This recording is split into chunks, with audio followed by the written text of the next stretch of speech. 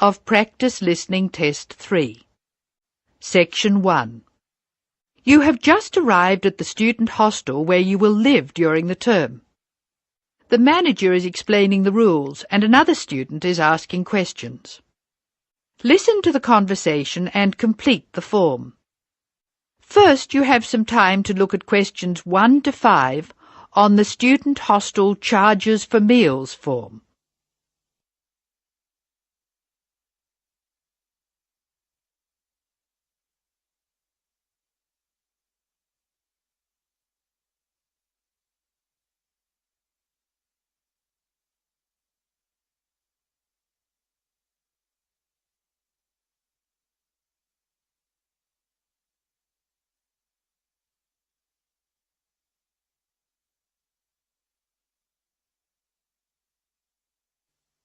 You will see that there is an example which has been done for you. The conversation relating to this will be played first. Excuse me, I want to ask you about the charges for meals. Are they the same as they were last year? No, I'm afraid they're not. We've managed to keep most of them the same, but we've had to increase the charge for breakfast. How much is it now? It's $2.50. It used to be $2. I see. What about lunch? It's unchanged, still $3. Breakfast costs $2.50, so the change has been written in. Lunch still costs $3, so the information has been ticked. Now we shall begin. You should answer the questions as you listen, because you will not hear the recording a second time. Now listen carefully and answer questions 1 to 5. Excuse me, I want to ask you about the charges for meals. Are they the same as they were last year? No, I'm afraid they're not. We've managed to keep most of them the same, but we've had to increase the charge for breakfast. How much is it now? It's $2.50. It used to be $2. I see. What about lunch? It's unchanged, still $3. Does dinner still cost $3? Yes, it does. We've managed to keep the prices down this year, but the best deal is the 3-meal plan for $48 per week. We give you vouchers to present when you come into the cafeteria, and you get 21 meals for your $48. That works out to a little more than $2 a meal. The 2-meal plan is also at last year's rates of $36 per week. We give you vouchers for that too. My sister was in this hostel before me. I'm sure the hours for breakfast used to be longer. Yes, they were. They used to be 7 to 9:30, but to keep our expenses down, we made them 7 to 9. Lunch is the way it was, though. Hold on, dinner, 6 to 7:30, isn't that a change? Yes, it is, and in fact the form is wrong.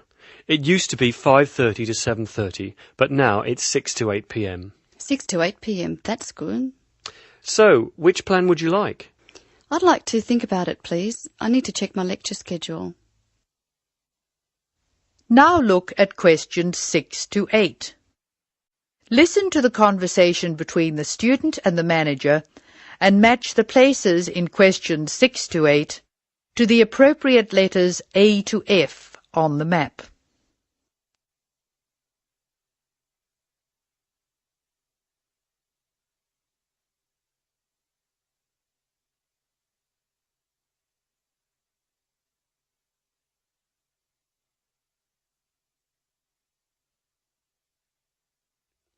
Can you tell me how to get to my room, please? Of course.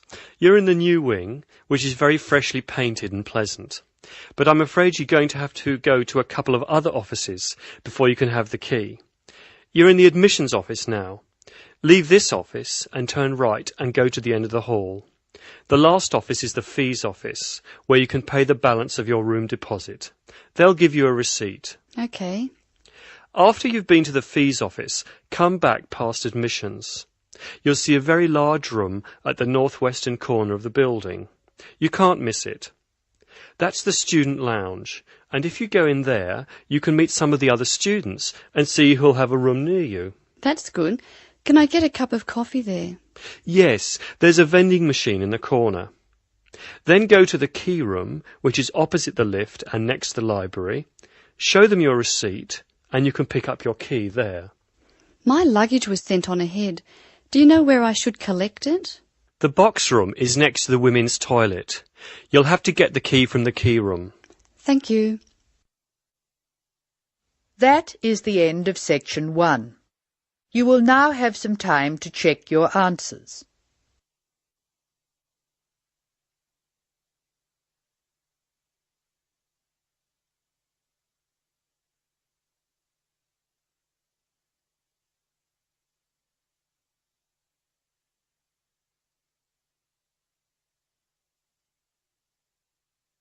Now turn to section 2. Section 2. You are going to hear a teacher helping high school students visiting from an overseas school to fill in a school excursion permission note. First look at questions 9 to 16.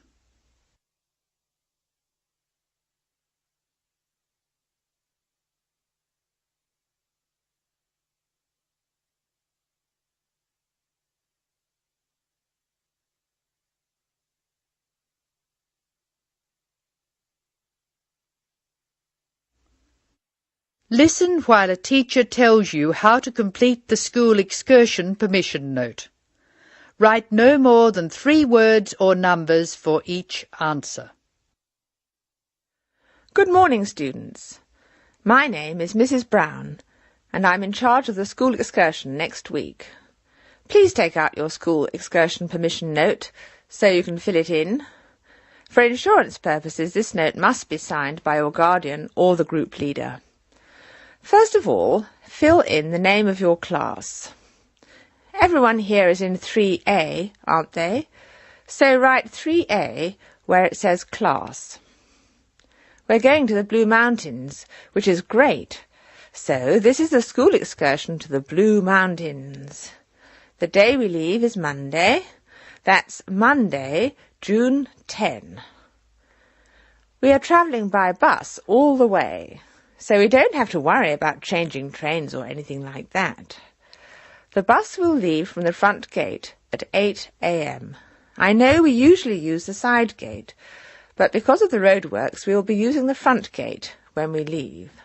However, when we return, the roadwork will be complete, so we'll use the side gate. We expect to be back at 6 p.m. It's going to be a lovely day. Your teachers will give you tasks to do when we arrive. We'll provide fruit and fruit juice on the bus, but you must bring your own lunch. While we're on the excursion, we'll be moving around a lot in some fairly rough country. Be very careful to wear strong shoes. It's very important that you look after your feet very well. Now, does anyone have any questions they want to ask? Now look at questions 17 to 19.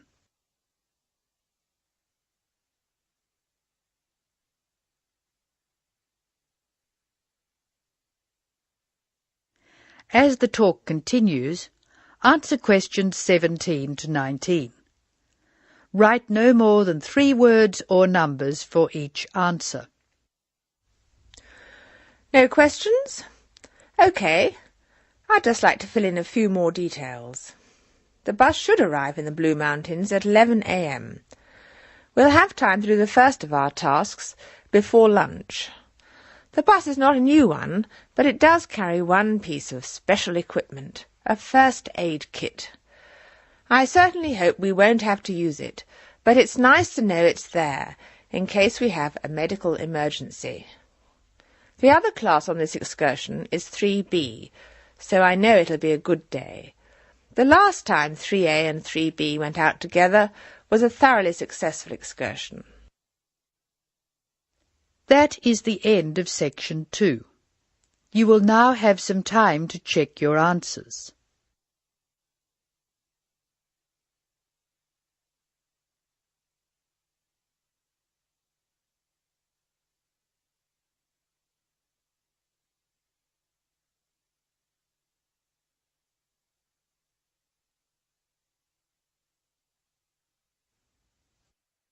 Now turn to section 3. Section 3. In this section, you will hear a conversation between Mrs. Lamb, a member of the staff in a large hospital, and Andrew, who is a student in the nursing school. Mrs. Lamb is explaining the rules about visiting hours in the hospital. Look at questions 20 to 25.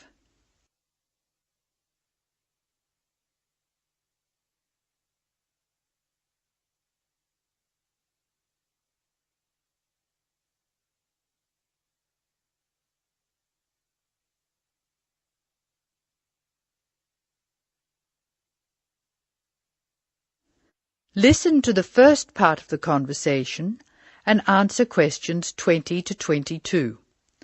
Complete the table showing when visitors may go to the different parts of the hospital. Hello, Andrew. I believe you want to know about visiting hours. Yes, I do, Mrs. Lamb. I have to fill this form out, and I'd like to have some idea why the different parts of the hospital have different times for visiting. I see. Well, let's start with an obvious one. Intensive care. People in intensive care are very sick indeed, and for that reason, we say that visitors can come between 6 a.m. and midnight. I can understand that. At the other end of the scale, our maternity patients are usually quite well, but we restrict their visiting hours from 8 a.m. to 8 p.m. We find they get very tired if we permit visitors all the time. I see. What about the surgical wards? The doctors prefer to do their rounds early in surgical, so visiting hours are 9 a.m. to 9 p.m. Surgical patients are often on very heavy painkillers, and they aren't really very good company for their visitors. But surely the visitors come to cheer up the patient, not the other way round. Of course. And often the visitors are able to help the patient a lot. That's why we allow visitors all day, the full 24 hours in the emergency ward. They help comfort the patient while they're waiting to be diagnosed. In the second part of the discussion, Andrew will ask Mrs. Lamb about the people who are allowed to visit patients. Look at questions 23 to 25 first.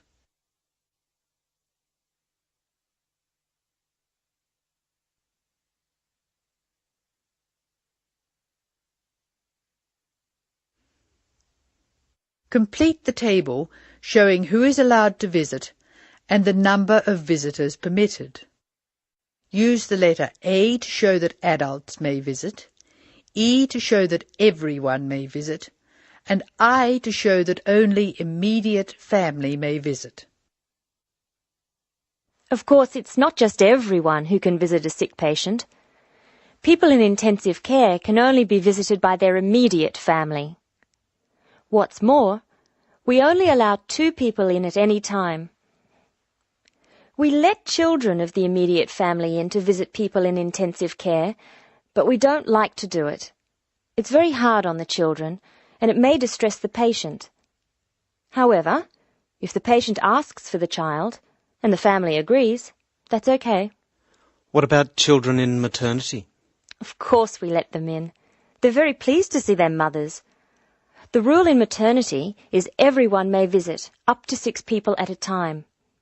The maternity ward is quite sociable after all. The surgical ward must be different. It is indeed. We don't allow children in the surgical ward because of the danger of infection. And as you know, we restrict the hours. There are a lot of procedures which must be carried out on surgical patients, and we only let 2 visitors come in at a time. And in emergency, people are allowed to visit all the time? Oh yes, we rely on patients' relatives to be there for them, and we permit everyone to visit the emergency department at all hours. However, we restrict it to 3 visitors for each patient. Otherwise, the room just gets totally crowded. Now listen to Mrs. Lamb explaining where Andrew will spend the first week of his training. Circle 2 letters. An example has been done for you. Look at questions 26 and 27.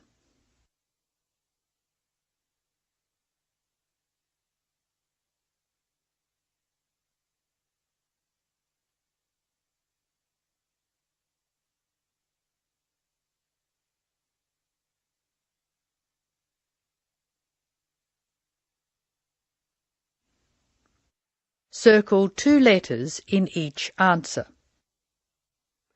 Now I have your schedule for the next week's observation sessions. Are you ready? Yes. Where do I start? On Monday, you'll be in male surgical in the morning and in female surgical in the afternoon. You'll be following Dr. Shea on her rounds. Thank you. And on Tuesday? On Tuesday, you'll be with Dr. Thomas in the morning and Dr. Robertson in the afternoon. No, that can't be right. You're with Dr. Thomas in the afternoon and Dr. Robertson in the morning. Do I ever get to see Dr. Kim? Yes, you'll be with Dr. Kim on Thursday and Friday. She'll take you through the children's ward and through our new teenage ward for 12 to 15-year-olds. Great. I've read a lot about that new ward. Will I see the schoolroom? Maybe another time. Now look at questions 28 to 30.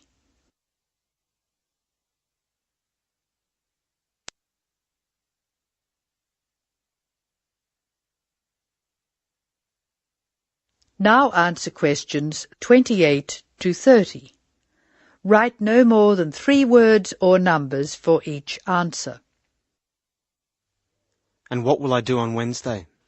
On Wednesday, you'll join the other students for lectures.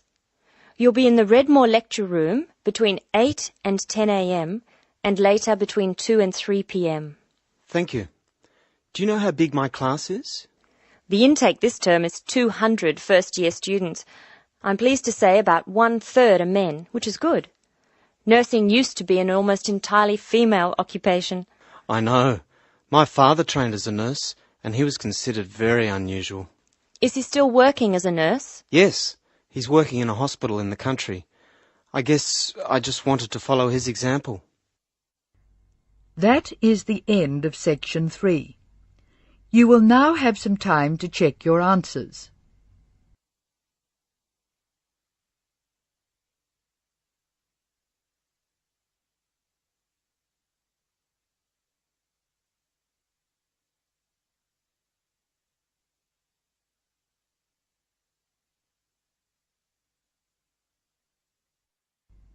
Now turn to Section 4.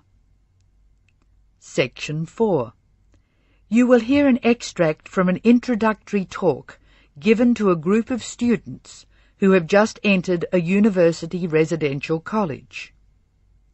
The speaker is the principal of the college. Listen to what the speaker says and answer questions 31 to 37. First, you have some time to look at questions 31 to 37.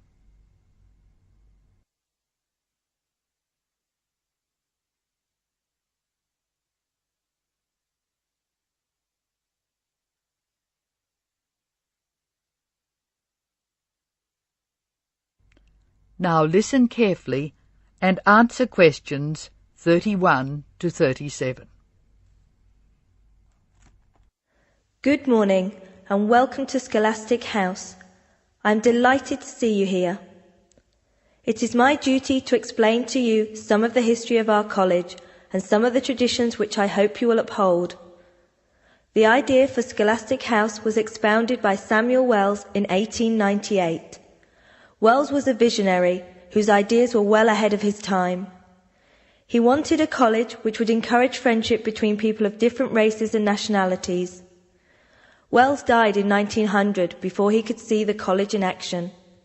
Scholastic House finally began operating in 1903 with 10 students. Those students came from Asia, Europe and the Americas. At that time, Scholastic House accepted only male students, although it has been co-educational since 1963. 9 of these foundation students went on to lead illustrious lives. The only exception died tragically on his way home from Scholastic House to Sarawak. He had only recently graduated with an honours degree in law, and he was robbed of a brilliant future. The other 9 students, as I said, led very fulfilling lives. 3 became political leaders, 3 became doctors. Perhaps the most famous graduate became a university teacher and was responsible for the introduction of modern teaching training methods in his country. Two of the original group became senior engineers and went on to deeply influence the way the water systems of their country were exploited. The college ran into hard times during the period of the Great War, 1914 to 1918, when the charter of the college was interpreted to mean that neither students nor staff could take part in the war effort. Many people felt that this indicated a lack of national spirit, and the walls of the college were frequently marked with graffiti. Meantime, outside the college, tens of thousands of young men went away to fight in Europe, never to return. The college was building a reputation for learning and for tolerance of opposing views. Scholastic House debate and discussion nights were open to the public in 1927 and have been available to anyone who wishes to attend ever since. It is a proud tradition of the college that any view may be expressed, provided that it can be defended intellectually. Over the years, topics which were controversial at the time have been discussed and debated. Now look at questions 38 to 40.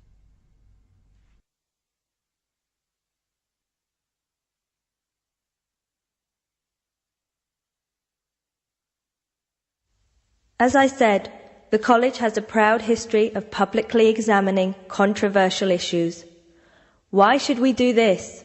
The publicity we receive is often sensational, and there is no joy in encouraging argument for its own sake. In fact, that sort of discussion just increases tension. The only legitimate reason for our behaviour is that it casts light upon the topic in question and informs the debate.